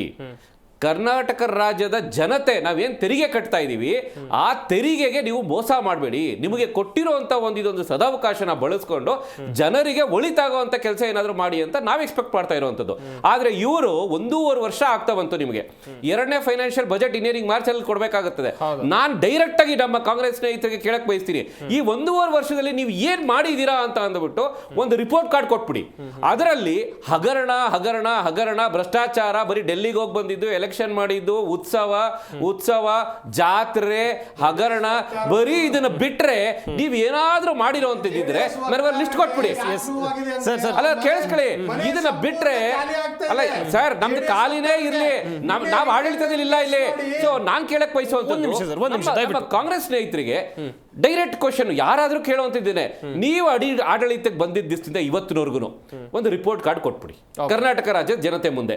ನಾವು ಇಷ್ಟು ಬಜೆಟ್ ನ ಇಂತಿಂತ ಸಚಿವಾಲಯಕ್ಕೆ ಇಟ್ಟಿದ್ದೀವಿ, ಇಂತಿಂತ ಅಭಿವೃದ್ಧಿ ಕಾರ್ಯಕ್ರಮ ನಾವು ಮಾಡಿದೀವಿ, ನಿಮ್ಮ ತೆರಿಗೆ ಹಣವನ್ನು ನಾವು ಈ ರೀತಿ ಸದುಪಯೋಗ ಮಾಡ್ಕೊಂಡಿದೀವಿ ಅನ್ನೋದ್ರೆ ಒಂದು ರಿಪೋರ್ಟ್ ಕಾರ್ಡ್ ಕೊಟ್ಬಿಡ್ಲಿ, ನಾವು ಅದನ್ನ ಎಕ್ಸೆಪ್ಟ್ ಮಾಡ್ಕೊಂಡು ರೆಡಿ ಇದೀವಿ. ಅದನ್ನ ಬಿಟ್ಟು ಇವರು ಡೆಲ್ಲಿಗೆ ಹೋಗಿ ಬರ್ತಾರೆ ರೀ, ನೀವು ಡೆಲ್ಲಿಗನ ಹೋಗಿ ಬನ್ರಿ, ಬೊಂಬೈಗನ ಹೋಗಿ ಬನ್ರಿ, ನಮ್ಗೆ ಏನ್ರಿ ಆಗ್ಬೇಕಾಗಿದೆ?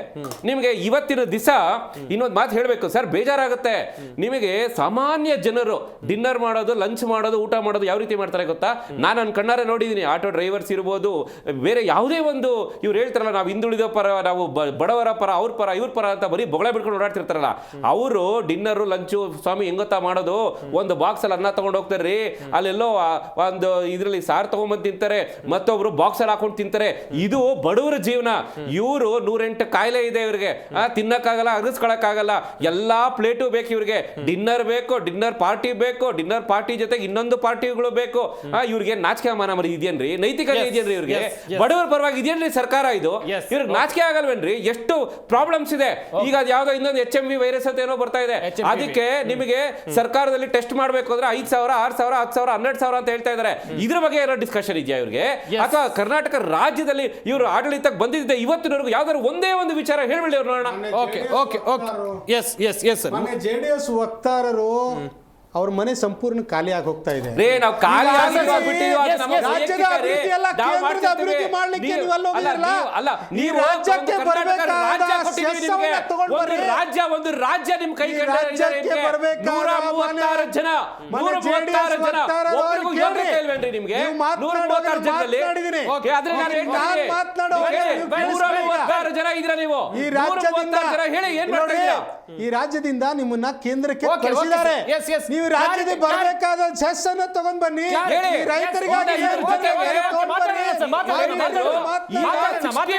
ಬಂದ್ಬಿಟ್ಟಿದೆ ಕಾಂಗ್ರೆಸ್ ಸರ್ಕಾರದ ಭ್ರಷ್ಟಾಚಾರ 60%. ಈಗ ಸತ್ಯನಾರಾಯಣ ಹೇಮಾದ್ರಿ ಅವರೇ, ಆಗ್ಲೂ ಕೂಡ ಕೇಳಿದೆ, ನಿಮ್ಮಲ್ಲಿ ನಿಮ್ಮ ಪಕ್ಷದಲ್ಲೂ ಕೂಡ 2 ಬಣ ಇದೆ. ಇಷ್ಟು ದಿವಸ 2 ಬಣ ಇತ್ತು, ಒಂದು ವಿಜಯೇಂದ್ರ ಬಣ, ಇನ್ನೊಂದು ಬಸನಗೌಡ ಪಾಟೀಲ್ ಎತ್ತಾಳ್ ಬಣ. ಈಗ 3ನೇ ಬಣ ಸೃಷ್ಟಿಯಾಗಿದೆ, ಅದು ಬೊಮ್ಮಾಯಿ ಬಣ. ಹೌದಾ ಇದು? ಸರ್, ಇವೆಲ್ಲವೂ ಕಪೋಲ ಕಲ್ಪಿತ. ನಮ್ಮ ವ್ಯವಸ್ಥೆ ಒಳಗ ಅಂತದ್ ಯಾವುದೂ ಇಲ್ಲ. ನಮ್ಮ ಹೈಕಮಾಂಡ್ ಸಪರೇಟ್ ಮೀಟಿಂಗ್ ಮಾಡ್ತಾರೆ. ಯಾವ ಮೀಟಿಂಗ್ ಮಾಡಿದಾರೆ ಅವರು? ವಕಫ್ ಹೋರಾಟಕ್ಕಾಗಿ ಮೀಟಿಂಗ್ ಮಾಡಿರೋದು ಸರ್. ಅವರು ವಕಫ್ ಹೋರಾಟಕ್ಕೆ ಮೀಟಿಂಗ್ ಮಾಡಿದಾರ. ಇವ್ರ ರೀತಿ dinner meeting, lunch meeting, breakfast meeting ನಮ್ಮೂರ್ ಪಕ್ಕದವ್ರಿ, ಅವ್ರಿಗೆ ಗೊತ್ತಿದೆ ಅವ್ರು ಏನ್ ಮಾಡಿದ್ರು ಅಂತೇಳಿ. ಒಬ್ಬ ರಾಜ್ಯಾಧ್ಯಕ್ಷನ ವಿರೋಧ ಮಾಡಿದ್ರು, ರಾಜ್ಯಾಧ್ಯಕ್ಷ ಗೌರವ ಕೊಡದೇನೆ ಅವರಿಗೆ ಮನೆಗೆ ಮುಖಕ್ಕೆ ಭಂಗ ಬಳಿಯುವಂತ ವ್ಯವಸ್ಥೆಯನ್ನ ವಿಜಯೇಂದ್ರ ಅವ್ರನ್ನ ವಿಜಯೇಂದ್ರ ಅಂತ ಮಾತಾಡ್ಲಿ ಸರ್. ಎತ್ತಾಳವ್ರ ಬಗ್ಗೆ ಗೊತ್ತಿಲ್ವಾ? ಈ ರಾಜ್ಯಕ್ಕೂ ಗೊತ್ತಿದೆ, ನಿಮ್ಗೆ ಗೊತ್ತಿದ್ದಂಗೆ ಕೊಡ್ತಾ ಇಲ್ಲ. ಹೇಮಾದ್ರಿ ಅವರೇ ಕಂಟಿನ್ಯೂ ಮಾಡಿ, ಹೇಮಾದ್ರಿ ಅವರೇ ಕಂಟಿನ್ಯೂ ಮಾಡಿ. ಕಂಟಿನ್ಯೂ ಮಾಡಿ. ನೋಡಿ, ನಾವು ಮೀಟಿಂಗ್ಗಳನ್ನ ಇವ್ರ ಗೀತೆ breakfast meeting, lunch meeting, dinner meeting ಅಂತ ಹೇಳಿ ನಮ್ಮ ಯಾವ ನಾಯಕರುಗಳು ಮಾಡಿಲ್ಲ. ನಮ್ಮ ನಾಯಕರುಗಳು ಮಾಡಿದ್ದು ಜನಪರವಾದ ಹೋರಾಟ ಪರವಾಗಿ ಒಂದು ವಕಫ್ ವಿಚಾರ ಇರಬಹುದು, ಇನ್ನಿತರ ಅಭಿವೃದ್ಧಿ ವಿಚಾರ. ಏನು ಇವರ ರಾಜ್ಯದಲ್ಲಿ ಆಡಳಿತ ಪಕ್ಷ ವೈಫಲ್ಯದ ಕುರಿತು ನಮ್ಮವರು ಸಭೆಗಳನ್ನು ಮಾಡಿದ್ದಿದೆ ಮತ್ತು ನಮ್ಮ ಹೈಕಮಾಂಡ್ ಇದನ್ನ ಸರಿಪಡಿಸ್ತತಿ. ಇದಾಗಲೇ ಬಸನಗೌಡ್ರೆ ಇದಕ್ಕೆ ಸೂಚ್ಯವಾಗಿ ಸರಿ ಹೋಗಿದೆ, ಇವಾಗ ಆಲ್ರೆಡಿ ಸರಿ ಹೋಗಿದೆ ಸರ್. ಹೋರಾಟ ನಡೀತಿದೆಯಲ್ಲ ಸರ್. ಅವರು ಕಾಂಗ್ರೆಸ್ಸಿಗರು ಇದ್ರ ಬಗ್ಗೆ ಚಿಂತೆ ಮಾಡೋದು ಬೇಕಾಗಿಲ್ಲ. ನಮ್ಮ ನೋಡಿ, ನಾನು ಈ ಸಂದರ್ಭದಲ್ಲಿ ಒಂದು ಬಯಸ್ತಾ ಇದ್ದೀನಿ ಸರ್, ನಾನು ಒಂದು ಬಯಸ್ತಾ ಇದ್ದೀನಿ. ಈ ಚುನಾವಣೆ ಪೂರ್ವದಲ್ಲಿ ಈ ಏನು ಸನ್ಮಾನ್ಯ ಸಿದ್ದರಾಮಯ್ಯನವರಾಗ್ಲಿ, ಡಿ ಕೆ ಶಿವಕುಮಾರ್ ಆಗ್ಲಿ ಈ ರಾಜ್ಯದ ಜನತೆಗೆ ಒಂದು ಆಶ್ವಾಸನೆ ಕೊಟ್ಟಿದ್ರು. ಏನು ನೀವು ಅಭಿವೃದ್ಧಿ ಯಾವ ರೀತಿ ಮಾಡ್ತೀರಿ ಅಂತ ಕೇಳಿದಾಗ ಏನು 40% ಬಿಜೆಪಿದವರು ಏನು ಹಗರಣ ಐತಿ ಅಂತ ಹೇಳಿ ಸುಳ್ಳು ಆರೋಪ ಮಾಡಿ ಆ ಹಣದಲ್ಲಿ ನಾವು ರಾಜ್ಯದ ಅಭಿವೃದ್ಧಿ ಮಾಡ್ತೀವಿ ಅಂತ ಹೇಳಿದ್ರು. ಇವತ್ತು ಆ ಹಗರಣ ಇವ್ರದ್ದು 60% 70% ಮುಟ್ಟಿದೆ. ಇವತ್ತು ನೋಡಿ, ನಿನ್ನೆ ಒಂದು BBMPದು 10,000 ಬೋರ್ವೆಲ್ ಕೊಳ್ದಿವಿ ಅಂತ ಹೇಳಿ ರಿಪೋರ್ಟ್ ಕೊಟ್ಟು 10,000 ಬೋರ್ವೆಲ್ಗೆ ದುಡ್ಡು ತೆಗೆದುಕೊಂಡು ಬಿಲ್ ಮಾಡಿ ಆಗಿರುವಂತ ಬೋರ್ವೆಲ್ಗಳು 2,500. ಆಮೇಲೆ ಒಂದೊಂದು ಬೋರಿಗೆ 10 ಲಕ್ಷ ರೂಪಾಯಿ. ಇಲ್ಲಿ ಕುಳಿತಂತವ್ರು ನೀವು ಯಾರಾದ್ರೂ ಮಾಧ್ಯಮದವ್ರು ಒಬ್ಬರಾದ್ರೂ ಒಪ್ಬೋದಾ? ಒಂದು ಬೋರಿಗೆ 10 ಲಕ್ಷ ರೂಪಾಯಿ ಅಂತಂದ್ರೆ ಇವರು ಭ್ರಷ್ಟಾಚಾರ, ಲೂಟಿ, ಕೊಳ್ಳೆ ಹೊಡಿತಾ ಇದಾರ? ಗುತ್ತಿಗೆದಾರ ಆತ್ಮಹತ್ಯೆ ಭಾಗ್ಯ ಕೊಡ್ತಾ ಇದಾರ? ಏನು ಈ ದಾವಣಗೆರೆಯಲ್ಲಿ ಗುತ್ತಿಗೆದಾರ ಆತ್ಮಹತ್ಯೆ ಮಾಡ್ಕೋತಾ ಇದಾರ? ಇವತ್ತು ಗುತ್ತಿಗೆದಾರ ಬಂದು ದಯಾಮರಣ ಕೇಳ್ತಾ ಇದಾರ. ಮತ್ತು ಈ ಮಾಗಡಿನಲ್ಲಿ ಒಬ್ಬವ ಏನು ಈ ಕ್ರಷರ್ ಬಾಡಿಗೆದು ನನಗೆ ಲಂಚ ಕೊಡಕ್ ಆಗಂಗಿಲ್ಲ ಅಂತ ಹೇಳಿ ಅವ್ನ್ ಬಾಡಿಗೆ ಕ್ಲೇಮ್ ಮಾಡಕ್ಕಾಗಲ್ಲ, ಆತ್ಮಹತ್ಯೆ ಮಾಡ್ಕೋತಾನ. ಏನ್ರಿ ಇದೆಲ್ಲ? Okay, yes sir, yes well Irshad Pasha ಅವರೇ, ಗಮನಿಸ್ತಾ ಇದ್ರಿ ಬಣ ಬಡಿದಾಟದ ಸಂದರ್ಭದಲ್ಲಿ ಎರಡು ರಾಷ್ಟ್ರೀಯ ಪಕ್ಷದ ವಕ್ತಾರರಿಗೆ ಪ್ರಶ್ನೆ ಮಾಡಿದ್ರೆ ಏನು ಬಣ ಬಡಿದಾಟ ಇಲ್ಲ, ಎಲ್ಲ ಸರಿಯಾಗಿದೆ ಅಂತ ಹೇಳ್ತಿದ್ದಾರೆ. ಎಲ್ಲ ಸರಿ ಇದ್ರೆ ಮತ್ತೆ ಏನಕ್ಕೆ ಸರ್ ಡಿನ್ನರ್ ಪಾಲಿಟಿಕ್ಸ್ ಹೊಡೆದಾಟ ಇಲ್ಲ? ಎಲ್ಲ ಸರಿ ಇಲ್ಲ ಅಂತಾನೆ ಡಿನ್ನರ್ ಪಾಲಿಟಿಕ್ಸ್ ಹೊಡೆದಾಟ ಎಲ್ಲ ನಡೀತಾ ಇರೋದು. ಸರಿ ಇತ್ತಾ ಇದ್ರೆ ಯಾವ್ದು ಇರ್ತಾ ಇರ್ಲಿಲ್ಲ, ಕೆಲಸಗಳು ಮಾಡ್ಕೊಂಡು ಇರ್ತಾ ಇದ್ರು. ಸರಿ ಇಲ್ಲ ಅಂತಾನೆ ಬೀದಿಗೆ ಬಂದಿರೋದು. ಇವ್ರು ಹೇಳ್ತಾ ಇದ್ರು ಡೆಲ್ಲಿಗೆ ಹೋಗ್ಬಿಟ್ಟು ಎಲ್ಲ ಸುಧಾರಿಸ್ಕೊಂಡು ಬಂದಿದೀವಿ ಅಂತ. ಸುಧಾರಿಸ್ಕೊಂಡು ಬಂದಿದ್ರೆ ಡಿ ಕೆ ಶಿವಕುಮಾರ್, ಸಿದ್ದರಾಮಯ್ಯ ಅವರು ಇಬ್ರು ಒಂದೇ ಜಾಗದಲ್ಲಿ ಕೂತ್ಕೊಂಡು 5 ವರ್ಷ ಸಿದ್ದರಾಮಯ್ಯನೇ CM ಅಂತ ಡಿ ಕೆ ಶಿವಕುಮಾರ್ ಅವ್ರ ಬಾಯಿಯಿಂದ ಹೇಳ್ಬಿಡ್ಲಿ ನೋಡೋಣ. ಅದಂತೂ ಹೇಳಲ್ಲ. ಸುಮ್ನೆ ಎಲ್ಲ ಸುಧಾರಿಸ್ಕೊಂಡು ಬಂದಿದೀವಿ ಅಂತ ಹೇಳ್ಬಿಡೋದು, ಆಮೇಲೆ ಒಳಗಡೆಯಿಂದಾನೇ ಬಣ್ಣಗಳು ಕಟ್ಕೊಂಡು ಜಗಳಗಳು ಮಾಡೋದು. ಇಲ್ಲಿ ಏನು ಕರ್ನಾಟಕ ಡೆವಲಪ್ಮೆಂಟ್ ಆಗ್ತಾನೆ ಇಲ್ಲ. ದಯವಿಟ್ಟು ಬಿಜೆಪಿ ಅವರು ಅಷ್ಟೇ, ಯಾವಾಗಲೇ ಬಿಜೆಪಿ ಅವರು ಹೇಳ್ತಾ ಇದ್ರು ಯಾವ್ದೋ ಭ್ರಷ್ಟಾಚಾರದ ಬಗ್ಗೆ. ಬಿಜೆಪಿ ಅವರು ಭ್ರಷ್ಟಾಚಾರದ ಬಗ್ಗೆ ಮಾತಾಡಲೇಬಾರ್ದು. ಭ್ರಷ್ಟಾಚಾರ ಮಾಡೋರೆಲ್ಲ ಹೋಗಿ ಸೇರ್ಕೊಂಡಿರೋದೇ ಬಿಜೆಪಿಯಲ್ಲಿ. ಅವ್ರು ಭ್ರಷ್ಟಾಚಾರದ ಬಗ್ಗೆ ಮಾತಾಡಿದ್ರೆ ಹೆಂಗ್ ಅನ್ಸತ್ತೆ ಅಂದ್ರೆ ಆ ಬಿನ್ ಲಾಡೆನ್ ಆ ಪೀಸ್ ಬಗ್ಗೆ ಮಾತಾಡೋ ತರ ಕೇಳಿಸುತ್ತೆ ಅದು. ದಯವಿಟ್ಟು ನೀವು ಬಿಜೆಪಿ ಅವರು ಭ್ರಷ್ಟಾಚಾರದ ಬಗ್ಗೆ ಮಾತಾಡಲೇಬೇಡಿ. ಭ್ರಷ್ಟರಿಗೆಲ್ಲ ಸೇರ್ಸ್ಕೊಂಡು ಮಾಡಿರೋ ಪಕ್ಷ ಅದು. ನೀವೇನು ಕಾಂಗ್ರೆಸ್ ಅವ್ರ ಬಗ್ಗೆ ಮಾತಾಡ್ತೀರಾ? ಅದೇ ಕಾಂಗ್ರೆಸ್ ಅವರು 40% ಅಂತ ಮುಖ್ಯಮಂತ್ರಿ ಹೇಳ್ತಾರ ವಾಲ್ಮೀಕಿ ನಿಗಮದ 189 ಕೋಟಿ ಅಲ್ಲ 89 ಕೋಟಿ. ಅಯ್ಯೋ ಬಿಡಿ ಸರ್, ಬರೀ ಹಗರಣಗಳೇ. ಅವರು ನೀವು ಅವ್ರ ಮೇಲೆ ಹೇಳ್ತೀರಾ, ಅವ್ರು ನಿಮ್ಮ ಮೇಲೆ ಹೇಳ್ತಾರೆ. ಒಬ್ರಿಗೊಬ್ರು ಯಾರಾದ್ರೂ ಜೈಲ್ ಕಳ್ಸಿದ್ದೀರಾ ನೀವು ಇಬ್ರು? ಸುಮ್ನೆ ನಾಟಕ ಮಾಡಬೇಡಿ. ಕರ್ನಾಟಕ ಜನ ನೋಡಿದಾರೆ ಇಬ್ರಿಗೂನು. ಇವ್ರಿರೋವಾಗ ಅವ್ರ ಮೇಲೆ ಹೇಳ್ತೀರಾ, ಅವ್ರು ಇರೋವಾಗ ಇವ್ರ ಮೇಲೆ ಹೇಳ್ತೀರಾ. ಆದ್ರೆ ಒಬ್ರು ಯಾರಿಗೂ ಇನ್ನವರೆಗೂ ಜೈಲಿಗೆ ಕಳ್ಸಿಲ್ಲ. ನೀವು ಮಾಡೋದೇನಂದ್ರೆ ಬರೀ ನಾಟಕಗಳು, ಅಡ್ಜಸ್ಟ್ಮೆಂಟ್ ಪಾಲಿಟಿಕ್ಸ್. ಇವ್ರು 40% ಅಂತ ಹೇಳ್ತಾ ಇದ್ರು, ಇವಾಗ ನೀವು 60% ಅಂತ ಹೇಳ್ತೀರಾ. ಆ 60% ಅಲ್ಲಿ ನಿಮ್ಗೆ ಎಷ್ಟು ಪರ್ಸೆಂಟೇಜ್ ಕೊಡ್ತಾ ಇದಾರೆ ಅಂತ ನಾವು ಕೇಳ್ತಾ ಇದೀವಿ ನಿಮ್ಗೆ. ಇವಾಗ ಅಡ್ಜಸ್ಟ್ಮೆಂಟ್ ಪಾಲಿಟಿಕ್ಸ್ ಆ 60% ಅಲ್ಲಿ ಮೋಸ್ಟ್ಲಿ ಬಿಜೆಪಿಗೆ 20% ಹೋಗ್ತಾ ಇರಬೇಕು. ಅದಕ್ಕೆ ಬಿಜೆಪಿ ಅವ್ರು ಸೈಲೆಂಟ್ ಆಗಿರೋದು. ಎಲ್ಲಿ ಮಾತಾಡ್ತಾ ಇದ್ದೀರಾ ನೀವು? ಬರೀ ಕರಪ್ಷನ್ ಅಂತ ಕಿರಿಸ್ತೀರಾ ಅಷ್ಟೇ, ಅದ್ರ ಬಗ್ಗೆ ಏನು ಮಾಡಲ್ಲ. ಬರೀ ಕರಪ್ಷನ್ ಅಂತ ಹೇಳಿದ್ರೆ ಆಗಲ್ಲ ಸರ್. ಏನಾದ್ರೂ ಎವಿಡೆನ್ಸ್ ಇದ್ರೆ ಬೀದಿಗೆ ತಗೊಂಡ್ ಬನ್ನಿ. ಅದಂತೂ ತಗೊಂಡ್ ಬರಲ್ಲ ಬಿಜೆಪಿ ಅವರು. 6 ತಿಂಗಳು ಬಂದಲ್ಲ ನಿಮ್ ಪಾಪಿ ಆಪ. ನಮ್ ಪಾರ್ಟಿ ಅವರು 6 ತಿಂಗಳಿಲ್ಲ 2 ವರ್ಷ ಹೋಗಿ ಬಂದ್ರು ಒಂದ್ ನಯಾ ಪೈಸಾ ಪೇಪರ್ ಸಿಕ್ಕಿಲ್ಲ ನಿಮ್ಗೆ. ನೀವ್ ಯಾವ ಮುಖ ತಗೊಂಡು ಹೇಳ್ತೀರಾ ಬಿಜೆಪಿ ಅವರು? ಶ್ರೀಮಾರಿ ಹಾಕ್ಸ್ಕೊಂಡು ಬಂದಿದ್ದೀರಾ. ಶ್ರೀಮಾರಿ ಹಾಕ್ಸ್ಕೊಂಡು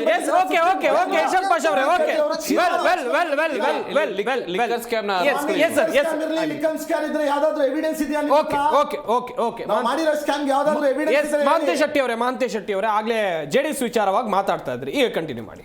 ನೋಡಿ ಸರ್, JDSನವರು ಈಗಾಗಲೇ ಅವ್ರ ಮನೆ ಖಾಲಿ ಆಗಿದೆ. ಅದರ ಜೊತೆಗೆ BJP ಜೊತೆ ಸೇರ್ಕೊಂಡಿದ್ದಾರೆ. ನಿನ್ನೆ ಮೊನ್ನೆ ನಾನು ಇಲ್ಲಿ ಬಂದಾಗ ಈ ಮಾಧ್ಯಮಗಳ ಮೂಲಕ ಹೇಳಿದೆ, ಈಗಾಗಲೇ 40% ಅಂತ ಹೇಳಿದ್ರು. ಆ 40% BJP ಅವ್ರ ಜೊತೆ ಹೋಗಿ BJPಯನ್ನ 40% ನುಂಗ್ ಹಾಕಿದ್ರು. ಈಗ 60% ಅಂತ ಕಾಂಗ್ರೆಸ್ ಮೇಲೆ ಆರೋಪ ಮಾಡಕ್ ಹೋಗಿ ಅವರನ್ನ ತೆಕ್ಕಾಗಿ ತೆಗೆದುಕೊಂಡಿದ್ದಾರೆ. ಆ ಟ್ರೈನ್ ಹತ್ಕೊಂಡಿದ್ದಾರೆ. ಹೋಗುವಾಗ ಅದು ಯಾವಾಗ ಕಳಿಸತ್ತೋ ಗೊತ್ತಿಲ್ಲ. BJPಯವ್ರನ್ನ ಸಂಪೂರ್ಣವಾಗಿ, ಯಾಕಂದರೆ ಅವ್ರ ಮನೆ ಖಾಲಿಯಾಗಿ 1-2 ಸೀಟು ಉಳಿಯೋದು ಕಷ್ಟ ಆದಾಗ ಅವರು ಟ್ರೈನ್ ಹತ್ಕೊಂಡ್ಬಿಟ್ಟಿದ್ದಾರೆ ಅನಿವಾರ್ಯವಾಗಿ, ಅವ್ರ ಜೊತೆನೇ ಹೋಗ್ಬೇಕು. ಹೀಗಾಗಿ BJPಯವ್ರನ್ನ ಯಾವ ಕಡೆ ದಿಕ್ಕು ತಪ್ಪಿಸ್ತಾರೋ ಗೊತ್ತಿಲ್ಲ. ಇನ್ನು ಈ ರಾಜ್ಯದ ಮಂತ್ರಿಗಳಾಗಿ, ಕೇಂದ್ರದ ಮಂತ್ರಿಗಳಾಗಿದ್ದೀರಿ ತಾವು. ಈಗ ಚುನಾವಣೆಯಲ್ಲಿ ಗೆಲುವು ಸೋಲು ಬೇಡ, ಕರ್ನಾಟಕಕ್ಕೆ ಬರಬೇಕಾದ ಸೆಸ್ಸನ್ನು ನಾವು ಹಿಂದಿನ 2 ವರ್ಷಗಳಿಂದ ಈ ರಾಜ್ಯಕ್ಕೆ ಬರಬೇಕಾದ ಅನುದಾನದಲ್ಲಿ ನಾವು ಕೇಳ್ತಾ ಇದ್ದೀವಿ. ತಾವು ಮಂತ್ರಿಗಳಾಗಿದ್ದೀರಿ, ಎಷ್ಟು ಸಾರಿ ಇದರ ಬಗ್ಗೆ ಪ್ರಶ್ನೆ ಮಾಡಿದ್ದೀರಿ. ಈ ರಾಜ್ಯದಿಂದ 4 ಜನ ಪ್ರಭಾವಿ ಮಂತ್ರಿಗಳಿದ್ದಾರೆ. ಕುಮಾರಸ್ವಾಮಿ ಅವರೇ ನಿಮ್ಮನ್ನಷ್ಟೇ ಕೇಳ್ತಾ ಇಲ್ಲ, ಉತ್ತರ ಕರ್ನಾಟಕದ ಪರವಾಗಿ ಪ್ರಹ್ಲಾದ್ ಜೋಶಿ ಅವರನ್ನ ನಾವು ಎಷ್ಟು ಸಾರಿ ಪ್ರಹ್ಲಾದ್ ಜೋಶಿ ಅವರನ್ನ ಕೇಳಿದ್ರು ಸಹ ಮಹದಾಯಿ ಹೋರಾಟ ಇರಬಹುದು, ಉತ್ತರ ಕರ್ನಾಟಕದ ಹಲವಾರು ಸಮಸ್ಯೆಗಳಿರ್ಬೋದು, ರಾಜ್ಯದ ಸಮಸ್ಯೆಗಳಿರ್ಬೋದು, ಯಾರು ಕೇಳ್ತಾ ಇಲ್ಲ. ಮಹದಾಯಿ ಹೋರಾಟ ಸಲುವಾಗಿ ಜನ ಅಲ್ಲಿ ಸಾಯ್ತಾ ಇದ್ದಾರೆ. ಆರ್ಟಿಕಲ್ 370 ಅದರಲ್ಲಿ ವಿಶೇಷವಾಗಿ ಇಲ್ಲಿ ಕೇಳ್ರಿ, ರಾಜ್ಯದ ಜನತೆ ಕಲ್ಯಾಣ ಕರ್ನಾಟಕಕ್ಕೆ ಏನ್ ಮಾಡಿದೀರಾ, ಉತ್ತರ ಕರ್ನಾಟಕಕ್ಕೆ ಏನ್ ಮಾಡಿದೀರಾ, ಚೀಲ ಗೊಬ್ಬರದ ಬೆಲೆ ಎಷ್ಟು ನಿಮ್ಗೆ ಗೊತ್ತಿದೆನಾ? ಅದು ನೀವು ಉತ್ತರ ಕೊಡಿ. ರಾಜ್ಯ ಸರ್ಕಾರದವರು ಏನ್ ಮಾಡ್ತಾ ಇದ್ದಾರೆ ಪರಿಸ್ಥಿತಿ ಆಗಿದೆ. ಮುಂಚೆ ಒಂದು ಎಲೆಕ್ಟ್ರಿಕ್ ಪವರ್ ಕನೆಕ್ಷನ್ ತಗೋಬೇಕು ಅಂತ ಹೇಳಿದ್ರೆ 20ರಿಂದ 25 ಸಾವಿರ ಖರ್ಚಾಗ್ತಾ ಇತ್ತು. ಇವತ್ತು 2.5 ಲಕ್ಷ ಖರ್ಚಾಗುತ್ತೆ. ರೈತರ ಪರ ಮಾತಾಡ್ತಾ ಇದ್ದೀರಾ ಕಾಂಗ್ರೆಸ್ ಸರ್ಕಾರದವರು? ನೀವು ಏನ್ ಮಾತಾಡ್ತೀರಾ ರೈತರ ಪರವಾಗಿ ಕಾಂಗ್ರೆಸ್ ಅವರು? ನೀವು ಇವತ್ತು 2.5 ಲಕ್ಷ ಖರ್ಚಾಗುತ್ತೆ. 2.5 ಲಕ್ಷ ಖರ್ಚಾಗುತ್ತೆ. ಕೇಸ್ ಮಾಡ್ತಾ ಇದ್ದಾರೆ. ನೀವು ವ್ಯಂಗ್ಯ ಆಗ್ಬೇಡಿ. ಬಿಜೆಪಿಯಲ್ಲಿ ಒಬ್ಬ ಬಸನಗೌಡ ಪಾಟೀಲ್ ಯತ್ನಾಳ್ ಅವರು, JDS ನಲ್ಲಿ ಕುಮಾರಸ್ವಾಮಿ ಅವರು, ನಿಮಗೇನಾದ್ರೂ ನೈತಿಕತೆ ಇದೆನಾ? ರಿಷಿ ಗೌಡ್ರೆ, ಕಾಂಗ್ರೆಸ್ ವಕ್ತಾರರ ಆರೋಪ ಅಂತ ಹೇಳಿದ್ರೆ ನಿಮ್ದು ಹಿಟ್ ಅಂಡ್ ರನ್ ಅಂತೇಳಿ. ಸರ್, ಯಾವ ಹಿಟ್ ಅಂಡ್ ರನ್ ಇಲ್ಲ. ನೋಡಿ, ಇದಕ್ಕೆ ಮುಂಚೆ ನಾನು ಸೀದಾ ಕಾಂಗ್ರೆಸ್ ಅವರ ಪ್ರಶ್ನೆ ಕೇಳ್ತೀನಿ. ಈ ಹಿಂದೆ ಬಿಜೆಪಿ ಅವರು 40% ಅಂತ ನೀವು ಹೇಳಿದ್ರಿ ತಾನೆ, ಅದು ಯಾವ ರೀತಿ 40% ಮಾಡಿದ್ರು ಅಂತ ದಯಮಾಡಿ ಜನತೆಗೆ ಹೇಳ್ಬಿಡಿ. ನಾನು ಅದಕ್ಕೆ +20 ಮಾಡ್ಬಿಟ್ಟು ನಿಮಗೆ 60% ಹೆಂಗ್ ಆಗ್ತಾ ಇದೆ ಅಂತ ನಾನು ಎಕ್ಸ್ಪ್ಲನೇಷನ್ ಕೊಡ್ತೀನಿ ನಿಮಗೆ. ಹೇಳ್ಬಿಡಿ ನೋಡೋಣ. ಕೇಳಿಸ್ಕೊಳ್ಳಿ ಅವ್ರ ನಿಮಿಷ ಇಲ್ಲಿ. ಅರ್ಥ ಆಗ್ತಾ ಇದೆಯಾ? ಆ 40% ಎಲ್ಲ ಆಯ್ತು, ಹೆಂಗಾಯ್ತು, ಏನಾಯ್ತು ಅನ್ನೋದು ಅವ್ರ ಎಕ್ಸ್ಪ್ಲನೇಷನ್ ಕೊಟ್ಬಿಡಿ. ಅದು ಇವತ್ತು 60% ಹೆಂಗ್ ಆಗ್ತಾ ಇದೆ ಅನ್ನೋದನ್ನ ನಾನು ಉತ್ತರ ಕೊಡ್ತೀನಿ ನಿಮಗೆ. ಅಲ್ಲ ಸರ್, ಫಸ್ಟ್ ಕೇಳಿಸ್ಕೊಳ್ಳಿ. ಇವ್ರದೇ ಗ್ಯಾರಂಟಿ ಅವ್ರು ಏನ್ ಹೇಳಿದ್ರು, ಯಾರೋ ದುಡ್ಡು ಕುಡಿಕ್ಬಿಟ್ರು 28,000 ಬೋರ್ವೆಲ್ ಹಾಕ್ಸ್ಬಿಟ್ರು ಅಂದ್ಬಿಟ್ರು. ಏನ್ ಬಗಳೆ ಬಿಡ್ತೀರ ರೀ? 28,000ಕ್ಕೆಲ್ಲ ನೀವು ಒಂದು ಬೋರ್ವೆಲ್ ಹಾಕ್ಸಂಗಿದ್ರೆ ಇಲ್ಲಿ BBMP ಯಾಕ್ರಿ 10 ಲಕ್ಷ ಬೇಕು ಒಂದು ಬೋರ್ವೆಲ್ ಹಾಕ್ಸೋದಕ್ಕೆ? ನಿಮಗೆ ನಾಚಿಕೆ ಮಾನ ಮರ್ಯಾದೆ ಇದೇನ್ರಿ ನಿಮಗೆ? ಹೇಳ್ಕೊಳಕ್ಕಾದ್ರು ಮಾತಾಡಕ್ಕಾದ್ರು ನಿಮಗೆ?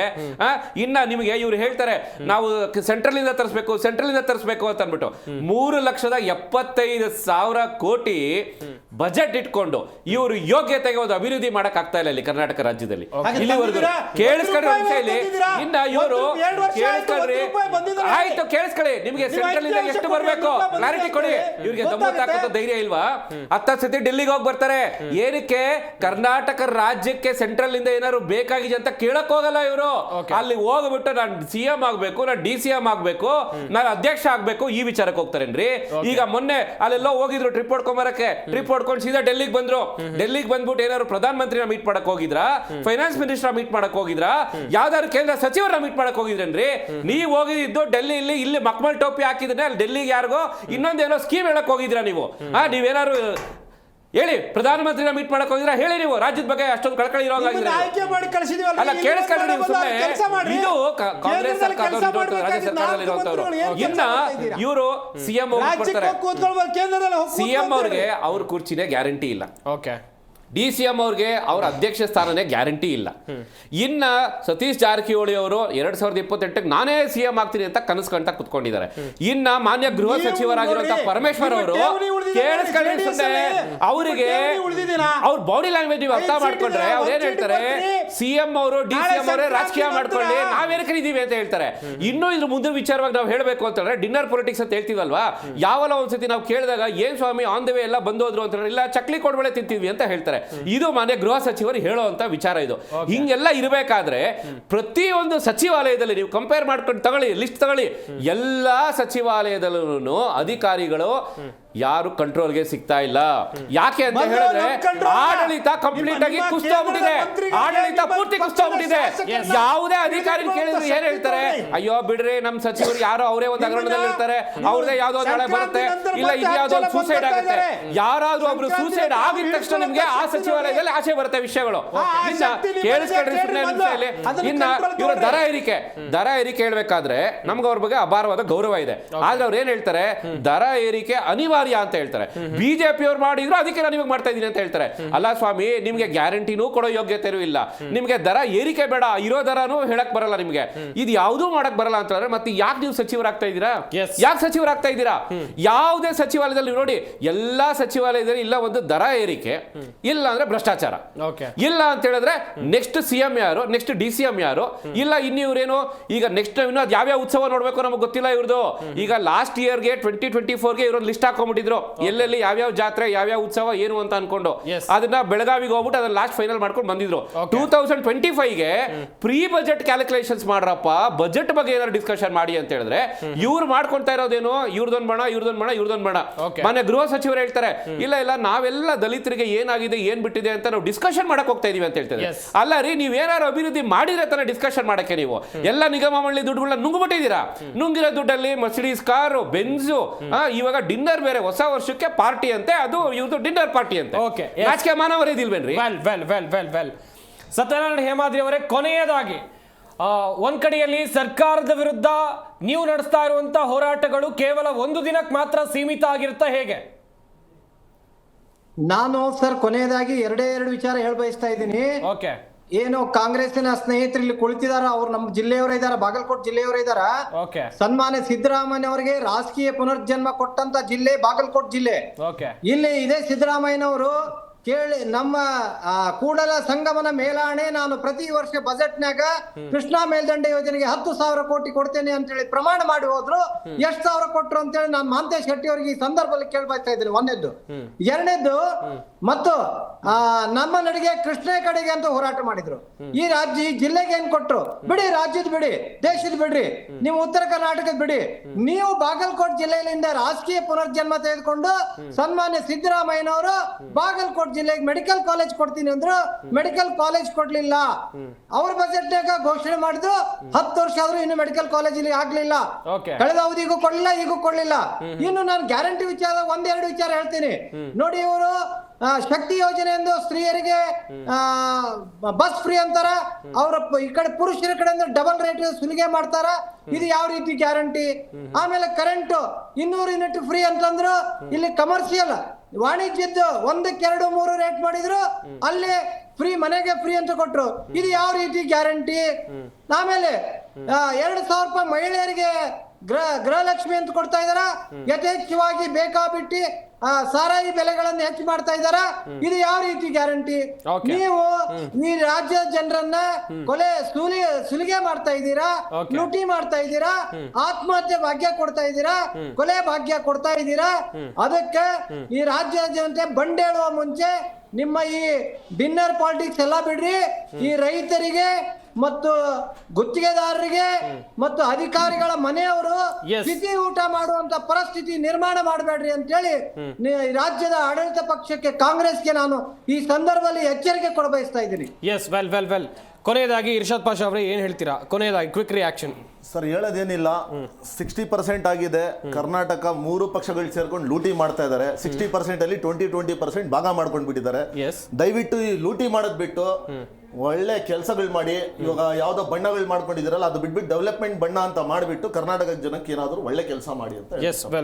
ಮಹಂತೇಶ್ ಅವರೇ ಕೊನೆಯದಾಗಿ ನೋಡಿ ಸರ್, ಈ ರಾಜ್ಯದ ಅಭಿವೃದ್ಧಿಯನ್ನು ನಮಗೆ ರಾಜ್ಯದ ಜನತೆ 135 ಸೀಟ್ ಜೊತೆಗೆ ಮತ್ತೆ 3 ಸೀಟ್ಗಳನ್ನು ಕೊಟ್ಟು ಈ ರಾಜ್ಯದ ಯುವಕರ, ಮಹಿಳೆಯರ, ರೈತರ ಯೋಜಕ್ಷೇಮಗಳನ್ನು ಮಾಡಲಿಕ್ಕೆ ಅವಕಾಶ ಕೊಟ್ಟಿದ್ದಾರೆ. ಅದನ್ನ ಸಂಪೂರ್ಣವಾಗಿ ಮಾಡುವಂತ ಹೊಣೆಯನ್ನ ನಾವು ಮಾಡ್ತೇವೆ. ನಿಮ್ಮ ವಿರೋಧ ಪಕ್ಷ ನಾಯಕರಾಗಿ ನೀವೇನ್ ಮಾಡ್ಬೇಕು ಅದನ್ನ ಮಾಡ್ರಿ ಅಂತ ಹೇಳಿ ಸ್ಪಷ್ಟಪಡಿಸ್ತಾ ಇದ್ದೇವೆ. ರಿಷಿ ಗೌಡ್ರೆ, ಕೊನೆಯದಾಗಿ ಮಾತಾಡಿ ಸರ್. ದಯಮಾಡಿ ನಾವು ಕಾಂಗ್ರೆಸ್ನವ್ರಿಗೆ ನಿಮಗೆ ಫುಲ್ ಮ್ಯಾಂಡೇಟ್ ಇದೆ. ಇಷ್ಟು 1.5 ವರ್ಷ ನೀವು ಜನಕ್ಕೆ ಟೋಪಿ ಹಾಕಿದ್ದು ಸಾಕು. ಇನ್ನು ಮುಂದೆ ನಿಮಗೆ ಏನಾದ್ರೂ ಆಡಳಿತ ಮಾಡಕ್ ಬರೋಂಗಿದ್ರೆ ಮಾಡಿ, ಇಲ್ಲ ಅಂದ್ರೆ ದಯಮಾಡಿ ನೈತಿಕತೆ ಹೊತ್ಕೊಂಡು ಮನೆಗೆ ಹೋಗಿ ಸ್ವಾಮಿ, ರಿಸೈನ್ ಮಾಡ್ಬಿಟ್ಟು ಪಕ್ಷ ವಿಸರ್ಜನೆ ಮಾಡಿ, ದಯಮಾಡಿ ಕರ್ನಾಟಕ ರಾಜ್ಯದ ಜನತೆಗೆ ಮೋಸ ಮಾಡಬೇಡಿ. ಎಸ್ ಎಸ್ ಎಸ್ ಗಮನಿಸಿದ್ರಿ ವೀಕ್ಷಕರೇ, ಸಾಕಷ್ಟು ವಿಚಾರಗಳ ಕುರಿತು ಚರ್ಚೆಯನ್ನು ಮಾಡಿದ್ವಿ. ನಮ್ಮ ಈ ಚರ್ಚಾ ಕಾರ್ಯಕ್ರಮದಲ್ಲಿ ಭಾಗಿಯಾದಂಥ ಸತ್ಯನಾರಾಯಣ ಹೇಮಾದ್ರಿ ಅವರು, ಹಾಗೆಯೇ ರಿಷಿಕ್ ವಿವನ್ ಗೌಡ್ರು, ಇರ್ಷಾದ್ ಪಾಷಾ, ಹಾಗೆಯೇ ಮಹಾಂತೇಶ್ ಶೆಟ್ಟಿ ಅವರು, ಎಲ್ಲರಿಗೂ ಕೂಡ ಧನ್ಯವಾದಗಳು ಭಾಗಿಯಾಗಿ ಸಾಕಷ್ಟು ಮಾಹಿತಿಯನ್ನು ಕೊಟ್ಟಿದ್ದಕ್ಕಾಗಿ. ನೋಡಿದ್ರಲ್ಲ ವೀಕ್ಷಕರೇ, ರಾಜ್ಯ ರಾಜಕೀಯದಲ್ಲಿ ಬಣ ರಾಜಕೀಯ ಎಷ್ಟರ ಮಟ್ಟಿಗೆ ನಡೀತಾ ಇದೆ ಅಂತೇಳಿ. ಒಂದು ಕಡೆಯಲ್ಲಿ ಎರಡು ರಾಷ್ಟ್ರೀಯ ಪಕ್ಷಗಳ ಬಣ ಇದೆ. ಈ ಬಣ ಬಡಿದಾಟದಿಂದ ಅವ್ರೋಗಿ ಅಲ್ಲಿ ಮೀಟಿಂಗ್ ಮಾಡ್ತಾರೆ, ಇವ್ರೋಗಿ ಇಲ್ಲಿ ಮೀಟಿಂಗ್ ಮಾಡ್ತಾರೆ. ಆದರೆ ಜನರ ಸಮಸ್ಯೆಯನ್ನ ಆಲಿಸೋರು ಯಾರು? ಈ ಎಲ್ಲ ಬಣ ಬಡಿದಾಟಗಳನ್ನ ಬಿಟ್ಟು ಆಡಳಿತ ಪಕ್ಷ ವಿಪಕ್ಷದವರು ಜನರ ಸಮಸ್ಯೆಗಳ ಬಗ್ಗೆ ಗಮನ ಹರಿಸಬೇಕು ಎನ್ನುವಂಥದ್ದು ನಮ್ಮ ಮನವಿ. ಇದಾಗಿತ್ತು ಈ ಹೊತ್ತಿನ ಚರ್ಚಾ ವಿಷಯ. ನೋಡ್ತಾರೆ ಜಿ ಕನ್ನಡ ನ್ಯೂಸ್, ಸತ್ಯವೇ ಸುದ್ದಿಯ ಜೀವಾಳ.